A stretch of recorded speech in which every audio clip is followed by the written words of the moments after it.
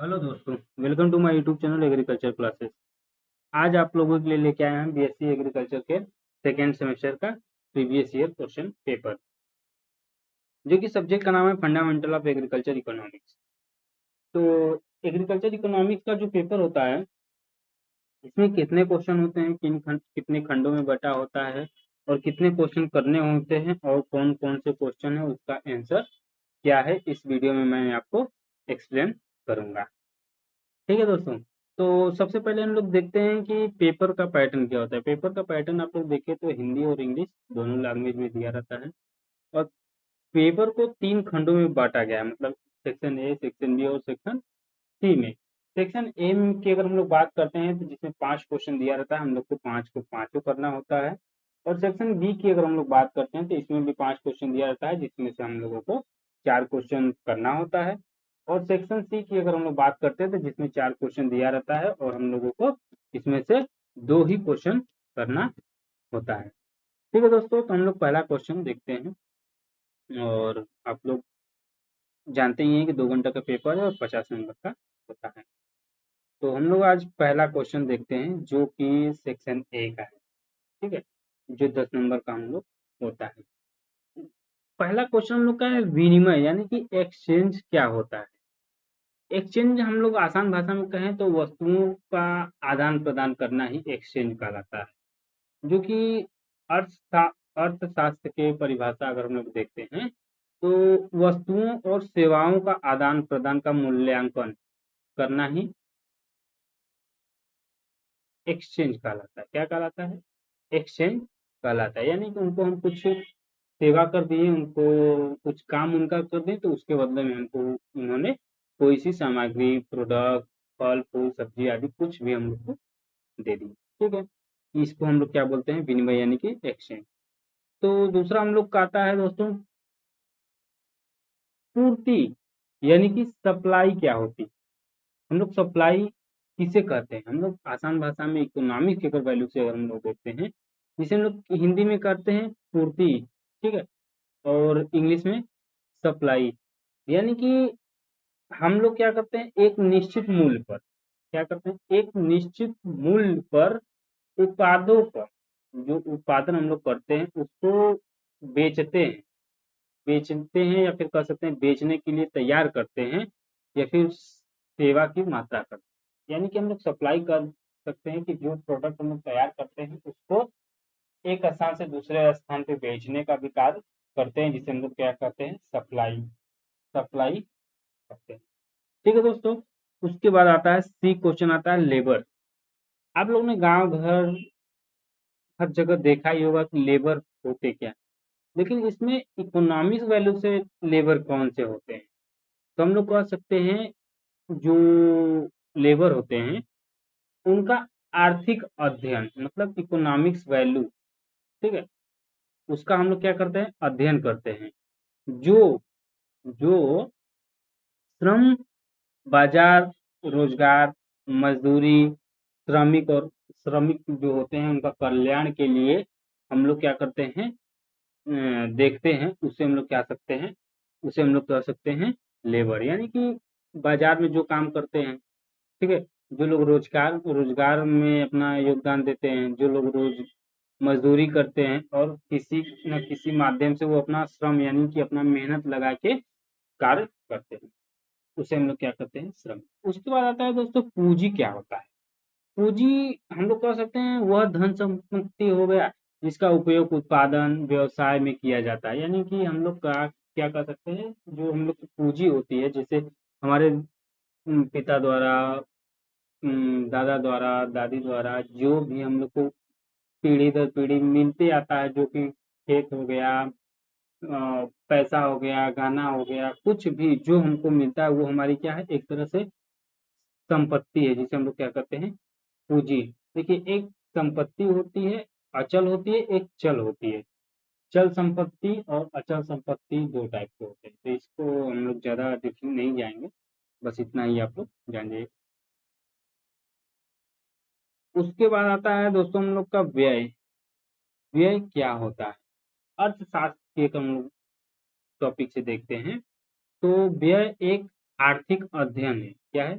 आर्थिक अध्ययन है जो व्यक्तियों के व्यवसाय और सरकार द्वारा की गए व्यय की पैटर्न, निर्णय, प्रभावों को विश्लेषण करता है, जिसे हम लोग क्या कहते हैं, व्यय कहते हैं, जिसे इकोनॉमिक्स एक्टिविटी के नाम से भी जाना जाता है, जिसे हम लोग कह सकते हैं व्यय आर्थिक गतिविधियों को बढ़ावा देता है और अधिक विकास में योगदान करता है। ठीक है दोस्तों, अब आते हैं सेक्शन बी। सेक्शन बी में हम लोग बताए ही थे कि आप लोग को 5 क्वेश्चन दिया रहेगा, जिसमें से 4 क्वेश्चन करना होता है। प्रत्येक क्वेश्चन 5 नंबर का होता है, इसलिए इसके हिसाब से यह 20 नंबर का क्वेश्चन आप लोगों का देखने को मिलता है। तो हम लोग देखते हैं सूक्ष्म अर्थशास्त्र एवं व्यापक अर्थशास्त्र से आप क्या समझते हैं। What do you mean by micro economics and micro economics. तो इसमें क्या होता है, जिससे कि हम लोग बात करते हैं पहले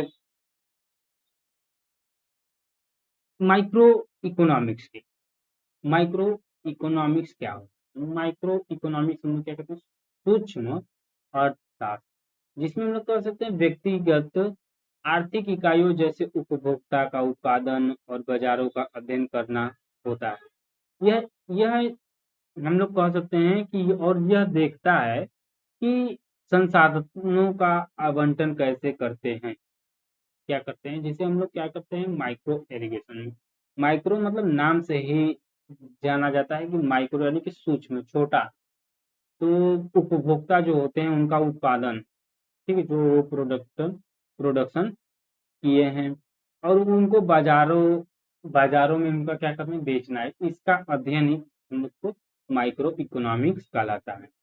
और Marco irrigation sorry Marco economics क्या होता है, यह एक बहुत बड़ा होता है, जैसे कह सकते हैं बृहद अर्थशास्त्र समग्र अर्थशास्त्र का अध्ययन करता है, जिसमें आर्थिक विकास, मुद्रास्फीति, बेरोजगारी, सरकारी नीतियां प्रभावित होती है। ये एक बड़ा होता है, क्या होता है, बड़ा होता है, जिसमें हम लोग आप लोग को बताएं आर्थिक विकास, रोजगार, आर्थिक नीतियां जो सरकार द्वारा लाई जाती हैं, सब इसमें इकोनॉमिक्स में देखा जाता है। ठीक है, उसके बाद आता है इकोनॉमिक सॉरी बी क्वेश्चन हम लोग का है, अर्थशास्त्र की सीमाओं का वर्णन कीजिए, यानी कि briefly discuss the limitation of economics. Economics का हम लोग अगर देखते हैं तो इकोनॉमिक्स का लिमिटेशन क्या होता है, एक दायरा क्या होता है, एक दूरी क्या होती है, इसके बारे में हम लोग बात करते हैं। तो इसका एक होता है मानवीय व्यवहार, जो कि जटिल से जटिल हम लोग कार्य को अपने मानवीय अधिकारों के द्वारा काम को कर सकते हैं। इसमें अनिश्चितता भी होती है, क्या होती है, नैतिक और सामाजिक पहलू भी होती है। ठीक है, ये कुछ लिमिटेशन होते हैं जो कि हमको लिमिट में ही रह के करना पड़ता है। ठीक है, उसके बाद आता है सी क्वेश्चन, वस्तुओं और सेवाओं का विभेद कीजिए, यानी कि difference between goods and service. Goods यानी कि हम लोग कह सकते हैं, गुड्स की हिंदी अगर हम लोग कहते हैं तो वस्तुएं, क्या दोस्तों, वस्तुएं। और सर्विस की अगर हम बात करते हैं तो जो हम लोग सेवा करते हैं, जैसे वस्तुओं की अगर हम लोग बात करते हैं, ठीक है, गुड्स यानी कि सर्विस क्या होती है, अरे गुड यानी कि वस्तुएं क्या होती है, जैसे कपड़े, इलेक्ट्रॉनिक सामान हो गया, खाद्य पदार्थ हो गया, ये सब क्या हो जाएगा, ये सब हम लोग का क्या हो जाएगा, वस्तु हो जाएंगे। वहीं पे अगर हम लोग बात करते हैं सर्विस की, यानी कि सर्विस की, तो सर्विस में हम लोग सेवा कह सकते हैं, क्या सब कह सकते हैं, सेवा। जैसे शिक्षा के माध्यम से स्वस्थ सेवा करते हैं, मतलब किसी को कोई दिक्कत परेशानी हो, तबीयत खराब हो गया तो हम लोग उसको दवा दे देते हैं, या फिर प्राकृतिक कोई सलाह दे देते हैं ताकि ये आप ये करिए, सही हो जाता है। बैंकिंग का कुछ सेवा कर देते हैं हम लोग, जिससे कर सकते हैं मदद करते हैं। ठीक है, इसको हम लोग क्या कर सकते हैं, सेवा। उसके बाद आता है बाजार मांग से आप क्या समझते हैं। तो बाजार का जो मांग होता है, जिसे हम लोग कहते हैं डिमांड, मार्केट डिमांड क्या होता है, तो मार्केट डिमांड कहा जाए तो बाजार की मांग जिसे कहा जाता है, किसी विशेष वस्तु या सेवाओं का कुल मात्रा जो उपभोक्ता के निश्चित समय पर एक निश्चित मूल्य पर खरीदने के लिए तैयार। जैसे कि हम लोग कह सकते हैं कि बाजार में डिमांड क्या है, तो एक निश्चित समय पे किसी निश्चित वस्तु का मूल्य निर्धारित होता है और उसको बेचने के लिए मार्केट में लाया जाता है या खरीदा जाता है, जिसे हम लोग कह सकते हैं बाजार का डिमांड। जैसे बाजार का डिमांड में कह सकते हैं कि अगर हमको बाजार में गए तो हमको फोन की आवश्यकता हुई, तो हम फोन ही खरीदेंगे ना, और उसका क्या करेंगे, उसका मूल्य तय करेंगे और उसको खरीद लेंगे। तो देखते हैं हर समय, हर ईयर, हर महीने, हर घंटे या फिर हर डे बाय डे सब के हिसाब से मार्केट का डिमांड बदलता रहता है। अभी हम लोग जाएंगे तो हम लोगों को फोन चाहिए, कभी जाएंगे तो कभी मोबाइल का आज है तो कल लैपटॉप का डिमांड हो जाएगा, परसों टैब का डिमांड हो जाएगा। तो कभी सब्जियों का डिमांड हो जाता है तो कभी फलों का डिमांड हो जाता है। तो मतलब वो मार्केट में डिमांड मतलब लोग किस चीज को मांग रहे हैं, उससे हम लोग क्या कह सकते हैं, बाजार के मांग। और उसका एग्जाम्पल आप लोग लिखिए। श्रम की विशेषता यानी कि लेबर क्या होते हैं, लेबर क्या होते हैं, जैसे हम लोग कहते हैं ना लेबर, काम करने वाले लेबर, ठीक उसी तरह इकोनॉमिक्स में भी होता है। तो जो लेबर होते हैं ये क्या करते हैं, अपने श्रम की आवश्यकता से किसी भी कार्य को करते हैं, सेवा भाव से भी करते हैं, इकोनॉमिक्स वैल्यू के हिसाब से भी करते हैं, कुछ प्रॉफिट के लिए भी करते हैं, कुछ पैसा कमाने के लिए करते हैं, कोई फ्री में करते हैं। ये लेबर का अलग अलग कार्य होता है। जैसे कुछ लेबर होते हैं जो सक्रिय होते हैं किसी भी कार्य को करने के लिए, कुछ नाशकारी होते हैं जो गलत काम करते हैं, कुछ गतिविधि कम करते हैं, कुछ सौदेबाजी में कमजोर होते हैं लेबर, ठीक है, कुछ पूंजी का निर्माण करते हैं। ये अलग अलग प्रकार के श्रम होते हैं, ठीक है।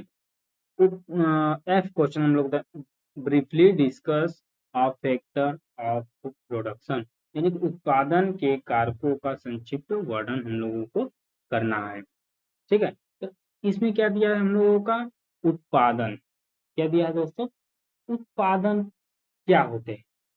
उत्पादन का कारक है कि वे साधन जिसका उपयोग वस्तुओं और सेवाओं का उत्पादन में किया जाता है।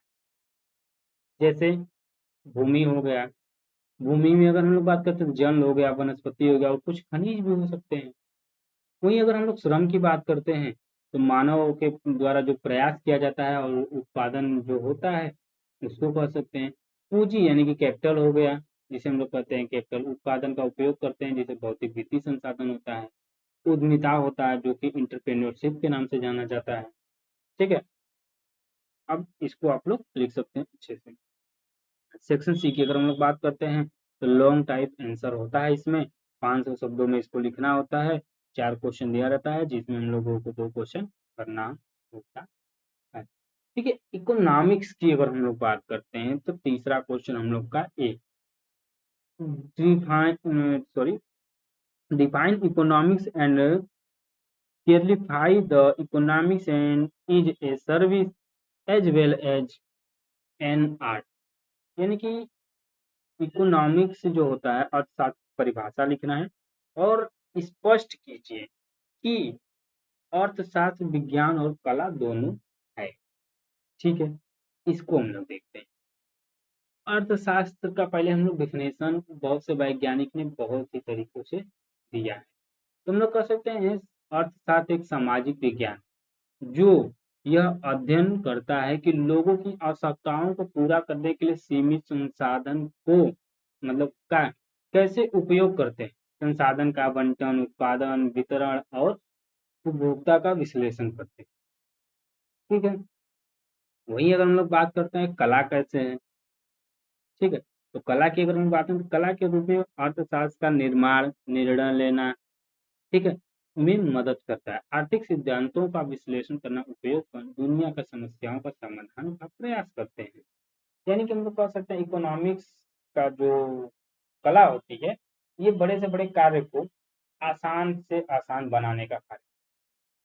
बहुत से वैज्ञानिकों ने बहुत से उदाहरण दिए हैं और बहुत ज्यादा होता है, ठीक है। इसको आप लोग को एक्सप्लेन करना है।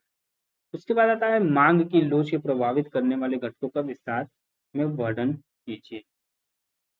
तो मांग होता क्या है, क्या होता है मांग, क्या होता है। ठीक है, डिमांड जिसे हम लोग कहते हैं।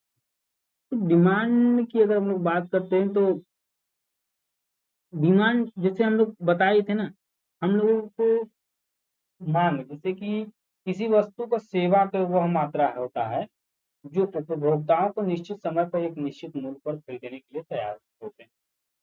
क्या होते हैं? तो निश्चित समय पर तैयार करने के लिए होते हैं। यानी कि हम लोग कह सकते हैं कि किसी भी मार्केट, बाजार, ठीक है, किसी जगह, किसी मंदिर, किसी किसी भी स्थान पे हम लोग जाते हैं किसी चीज को खरीदने के लिए, तो उस जगह पे, उस एरिया में, उस प्लेस पे उसका डिमांड होना चाहिए ना, कि हमको चाहिए फोन आप दीजिए, लैपटॉप, टैब। नहीं, ऐसा नहीं होता है, डिमांड इसको होता है। ठीक है, उसके फैक्टर अफेक्टिंग के बारे में आप लोग लिख लीजिएगा। अगर टाइप आप डिमांड की अगर हम बात करते हैं तो एक व्यक्तिगत मांग हो जाता है और एक बाजार के हिसाब से, जैसे व्यक्तिगत डिमांड होता है जो कि हमारे द्वारा होता है, और बाजार की मांग दूसरा। ठीक है, और आता है define money inflection and explain it's type, यानी कि मुद्रास्फीति को परिभाषित कीजिए, इसके प्रकारों का वर्णन कीजिए। तो मुद्रास्फीति जो होती है, मुद्रा की परिभाषा की हम बात करते हैं, मुद्रा एक ऐसा माध्यम है जो वस्तुओं और सेवाओं का आदान प्रदान का उपयोग किया जाता है। यह मूल्य के मापक, नियमक और माध्यम के भंडारण होता है। ठीक है, उसी तरह आते हैं दूसरा। अगर इस तरह दोस्तों हम बताते चलें तो बहुत लंबा हो जाएगा, इसीलिए छोटे छोटे बता रहे हैं, जा रहे हैं। डी क्वेश्चन आप लोग का, उपयोगिता से आप क्या समझते हैं, इसकी प्रमुख विशेषताएं का वर्णन कीजिए। What do you mean by utility, explain the main character. यानी कि यूटिलिटी क्या होती है, क्या होती है यूटिलिटी, क्या होती है, जैसे उपयोगिता कहते हैं। उपयोगिता वस्तु की वह सेवा वह क्षमता होती है जो व्यक्तियों के आवश्यकता या इच्छा के संतुष्ट करती है। यह एक व्यक्तिगत को किसी वस्तु या सेवा को प्राप्त होने के लिए संतुष्टि का माप होते हैं। जैसे कि मेन कैरेक्टर इसके बारे में देख लेंगे तो क्या है, subjective, relative, ordinal, time and place, consumer behaviour, demand supply, ये सब आ जाए। ठीक है दोस्तों, आगे का क्वेश्चन खत्म हुआ यहीं पे। तो उम्मीद करते हैं कि ये आपको पेपर अच्छे से समझ में आया होगा, और इस पेपर का पीडीएफ आपको हमारे डिस्क्रिप्शन में मिल जाएगा। अगर वीडियो अच्छा लगता है तो हमारे चैनल को लाइक करें, सब्सक्राइब करें, अपने दोस्तों के साथ शेयर करें। उसके बाद इसमें कोई भी डाउट हो तो हमसे आप जरूर करिए, कमेंट में बताइए। और इसका पूरे सेमेस्टर का प्रीवियस ईयर क्वेश्चन पेपर हमारे यूट्यूब चैनल एग्रीकल्चर क्लासेस में आपको मिल जाएगा। 2024 का भी मिलेगा और अगले बार 2025 का भी हल कराया जाएगा हमारे यूट्यूब चैनल पर। ठीक है दोस्तों, मिलते हैं नेक्स्ट वीडियो में, तब तक के लिए धन्यवाद।